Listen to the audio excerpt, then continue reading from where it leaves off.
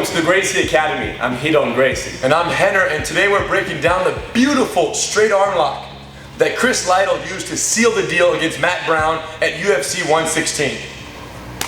Check it out. So he was mounted. He got a guillotine, he stepped over, he ended up with a one-armed guillotine from the mount, but Chris couldn't find his own wrist in the pocket. So he had the wrist, he had trouble getting his hand in, so he ended up letting go of the neck to stabilize the position. But Chris is more of a side mount specialist than he is a mount specialist. So he opted to shoot very cleverly. He shot the underhook, boom, he'd get the crossface, and then he stepped his leg up, boom, to here. Okay, side control. Now when you're on the bottom, you're kind of happy now. Right, you're thinking, oh, he jumped off from the mount. Yeah, this is great. Right, so Matt was celebrating, but a little too early. Okay, from here, one or two punches, got Matt's hands up, and that's when Chris decided to step over for this inverted triangle. Check it out. Blocks the neck, clears the head, and he locks here. Rotate. Now, the triangle choke from here, when you're stepping over backwards, is not the actual submission that you're looking for. You're not going to choke the guy upside down and backwards like this. This triangle choke is more a way of just keeping the person's head and arm in the party while you fish for this arm over here.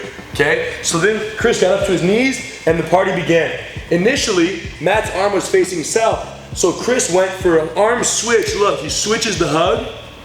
In his attempt, he was thinking about flaring the wrist, C-clamping, grabbing, pinning the wrist, lifting the shoulder, breaking the arm here. Kimura was what he was going for initially. The problem was, when he switched for the south hug, Matt went north, very cleverly. Then Chris did a beautiful switch spread elbow, entered north. In other words, he's chasing the arm here.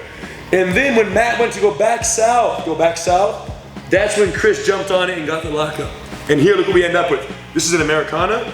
You can't really squeeze it from here because your hips are too awkward, but you certainly can squeeze the extended Americana here. So you pin the wrist to the ground.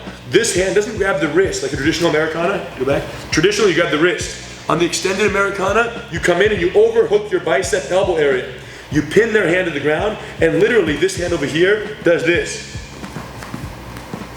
Imagine his elbow going up with mine. Look. Pin and look. Done.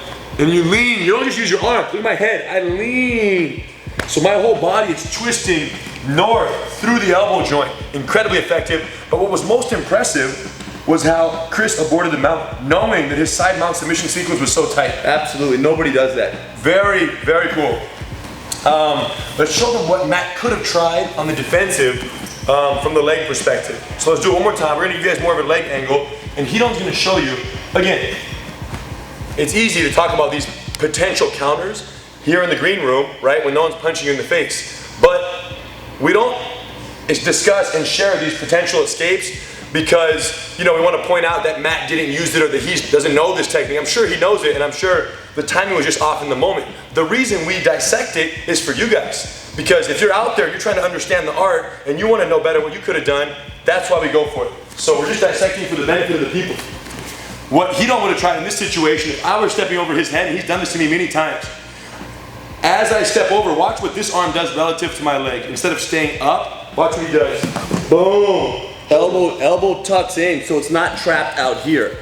Okay, go back, and then grab the ankle, lift it, come over, bite the ankle, and now with my hips turning out this way, it puts a little pressure on his knee, knocking him off balance. And then from here, I can get up into his half guard. Doesn't matter. But that's very uncomfortable on someone's knee, and it reverses the position pretty well. Big time. So it's all, the point of no return was when the step over the head took place. As the step over took place, if he locks, he owns the arm. So you have to know that if you're getting punched, you're getting punched. But once the leg clears over the head, there's a split-second window. Isn't it fascinating, right? There's always a split-second window. So the question is, how well can you mask that window? And boom, those punches, boom, this split second happened, and I'm still, you know, feeling that punch to my face. Right. So any future victims of the Chris Lytle side control submission series, know this. Respect the punches, but fear the step over. Because when it happens, you better drop that elbow. Yeah, brother. Cool? So, beautiful fight. even beautifuler, it's not a real word, but it worked in the circumstances. You can do that. Submission.